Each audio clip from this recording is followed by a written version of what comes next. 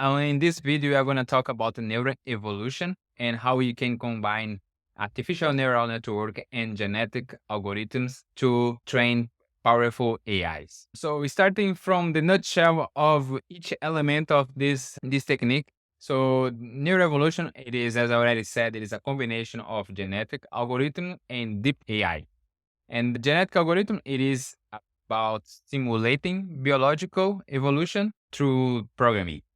And the classical deep learning, it is about training neural networks, while neuroevolution, it is about evolving neural networks. So it's a very small difference on the words, but it's a huge difference when you're talking about training or, let's say, improving the model to execute specific tasks. A little bit about genetic algorithms. Genetic algorithms are inspired by Charles Darwin theory of evolution. And the promise, it is basically it says that the successful individuals reproduce and pass on the genetic traits to the offspring. So that is basically what is natural selection. And this a pretty said quote, but it's a little bit cruel as well. But that's the reality. Let the strongest live and the weakest die. So basically, when you're talking about the biological evolution, it's saying that only the strongest species will continue producing and will continue evolving through the time. Genetic algorithms, when translating to a computer, it is follow basically this flow. We initialize the population, and this population will interact with a environment, and based on this interaction, we are going to be evaluating the performance of each item from the population, and basically trying to answer the question if this question was um, well performed, we will end. Otherwise, we'll continue this cycle of select the best from the population and reproduce based on the best of the population and do a small mutation on the new offspring for the best from the population and do all over again. So this new reproduction, this new generation, I would say, would interact again with the environment and go through all the step again over and over until we are satisfied with the performance from the from the model or from this generation that was created, right? It's in a nutshell the process where we are trying to program and which it is inspired on the biological. So basically, species is put on the environment, and those that survive to the environment will be able to reproduce and evolve through the time. Let's have a look of this process in place by looking at our self-driving car example. So as I said, we initiate a new generation here with 500 cars, which represent our population. And we get, so you can see that they will have many stupid species here of car that it's dying very beginning, but there is some that it's going further, and we are getting those two from the top of the population and generating new generation based on those. So we keep this process over and over and again until the one of our car go further here, and the subsequent generation will learn how to get out of this trap here that you are always hitting. Okay, so it's basically that the process. I hope it is made clear the genetic algorithm or genetic operations that happen, and it's pretty simple. So now we are gonna look at the deep learning to understand a little bit more. Now let's talk a little bit about deep learning. And deep learning itself, it is based on artificial and neural networks, right? And when you were talking about deep learning, we basically followed 3 steps, right? So first, we need to define the artificial neural network architecture that we'll be working with. So here, for example, we have the architecture that we are seeing here is 4 layers a neural network with 3 neurons, input neurons, 4 hidden layers, 4 hidden neuron on the hidden layers, and 4 more hidden neurons on one more hidden layer, and with the output layer with 2 neurons. So that is our architecture. When you're talking about the real world examples, we are basically setting up if our architecture is going to be a convolutional neural network, will be a transformer, or reinforcement learn. So all that would fall on the artificial neural network architecture step, right? And when you have our neural network architecture, we need to come up with a way to evaluate the difference between the desired output from our neural network and what it is expected. So we need, that's another very important step when you're talking about deep learning. It is to come up with an effective way to measure the difference and from the output of the of our neural network. So usually that's called functional loss. And then just go and train the deep learning model until we get satisfied with the performance of the model itself. Just a little bit more about artificial neural network learning process. So how it works, it is basically when we are going training our model, there is three main steps, right? It's the feed forward step where we insert we pass the input from our environment, and then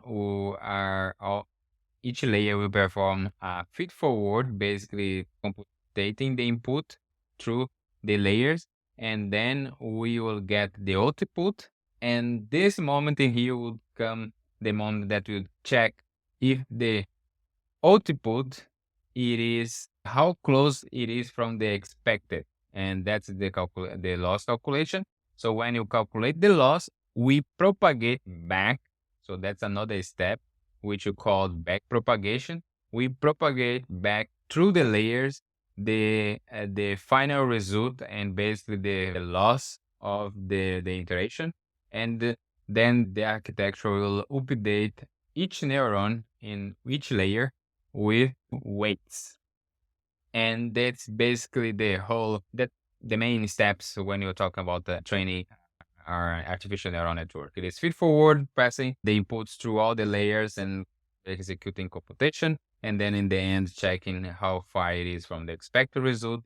And from there, we calculate the loss and propagate back to all the layers to recalculate the weight based on the difference that was spotted on the output. So in a nutshell, that is what deep artificial neural network executes. Of course, that is more depending on the architecture that you are choosing. If you are convolutional neural network, you need to do some process before, and if it is a transformer model, would have other things. But in a nutshell, that is the whole what it is under the hood of the deep learning frameworks. So here we took reinforcement learning as an example of the architecture to kind of try to draw the flow chart of the training process. So basically how it works when you are training. So initialize the agent. So now it is one single agent. When you are working with reinforcement learning, you use one single agent and you put this agent to interact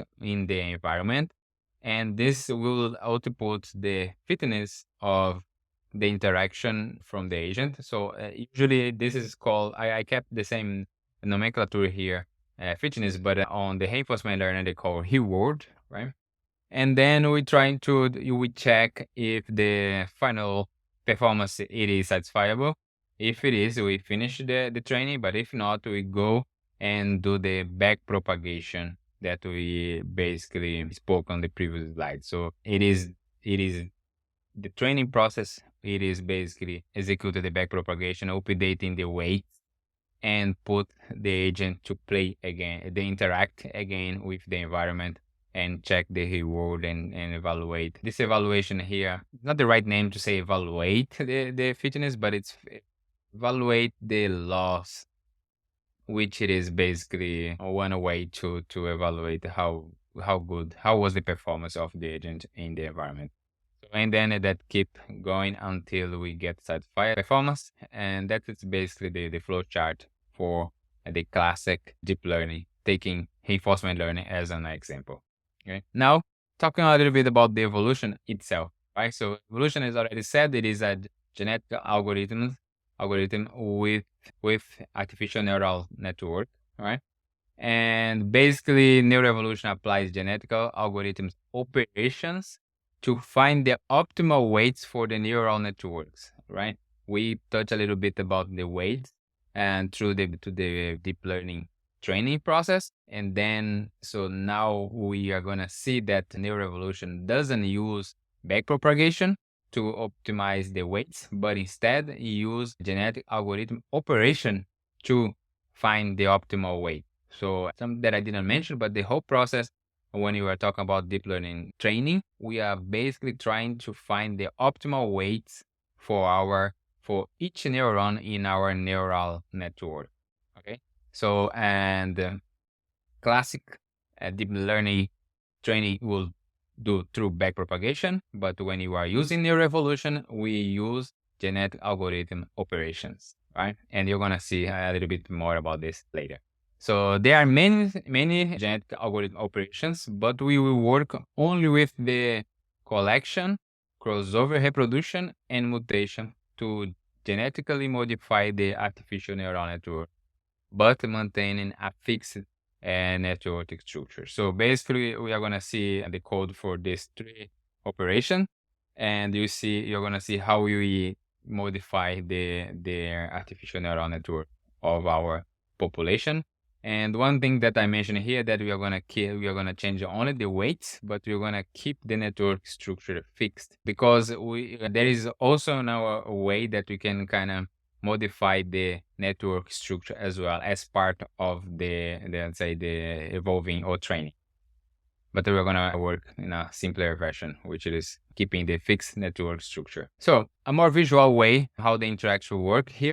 So we have our population of item, right? And you're gonna each item will contain a neural network as part of let's say its object, and this neural network would be used to output an action to the environment based on the input from the environment, right? So the environment will tell us that there is a car ahead, basically, and our neural network should be able to give an action to turn to the left or right to avoid collide with the car ahead. So basically, that's it, the whole process. And based in the end of this iteration, we are gonna calculate the fitness. And based on the fitness, you do the process that you already mentioned. That would be to selecting the best from the population and performing the reproduction and the mutation. Okay. So let's look at the code of our library and that we wrote in JavaScript. And basically, this library abstract few things for us and make very easy to apply Neuroevolution to our JavaScript games. So first we need the population. So when I talk about population, we are saying that it's basically an array of items, and we pass this population array into a population handler, and you pass our population handler to a genetic evolution class, which will doing the whole process for us. Genetic evolution, that's basically initialization. So then we have to interact with the environment. Interact with the environment to be part of the game itself. But the only thing that we need to do it is to call this method evolve after each, say, when is the end of the interaction with the environment, we need to call this evolve because this will create a new generation of species for our population. Right. So let's look what look like the evolve, what evolve has. So evolve has basically the steps that we mentioned on our chart flow. So in the end of the interaction, we'll get the best items from our population. So this is a simple sort and get from the top two, which will be called mom and dad. And then we try to reproduce and new children from the mom and dad, and then set this new population to our population handler and reset what was calculated on the previous generation. Let's have a look what it is, what we have in the reproduction method. Reproduction will be basically loop over each item on the population, and we will be calling getting the genome from the item and performing the crossover with that genome. So you get a mom and dad genome, do the crossover operation, and that will be generating a new child genome. And when you have this new genome, we will mutate, do a small mutate to what it is there based on a rate that can be any rate that you can, that will be which work best to your task. And then we just set to the new genome to the population, and you return all the children. It's basically that very simple two-step that we have already talked. Let's just see how it is the crossover, because the crossover happen against the neural network that we have. So let's just see how it looks like. As of crossover, it is basically first create a new genome based on the data layer nodes count. So basically, in layer nodes count, it is the amount of layer and the neurons of our architecture. So basically, this would be our architecture amounts that would, for example, we see here, what I mentioned. This would be the architecture. So this would be creating new neural network with something like this. Then yeah, you create a new genome following this given architecture, and then we look over all the dead neural network layers, and we do the cross over. Basically, the cross it is we took some weights from the dad and sometimes from the mom and do the crossover. So do this mix between the dad and the mom, and you do that on a random way. And that's it's basically that. That's what crossover means. So you have the weights on your neural network, and you're gonna be building a new neural network based on the weights from the mom and dad, which was the best species to interact with the environment. One more that would be interest for us, it is the mutation itself. So mutation, we want to kind of keep evolving the neural network. So you cannot just use the mom and dad, but we want also to create some random data as well. And this random would be basically based on a rate, right? So we say here the rate will be 10%, let's say, of the way we want to kind of change. Let's say this is a function to be applied, and basically this function here on the weight itself. So we go through all the layers and we look at the weight, and based on a range here will be just a small change, and it will be between -1 and 1 to not screw the weights. And it's basically that. That's the whole process that compound the neuroevolution. It's a pretty simple technique, but very powerful, and you will see, and you have seen already on the games, that it's very powerful, and you can get a lot from this simple technique. Okay, so I hope you have learned something relevant here, and see you next lecture.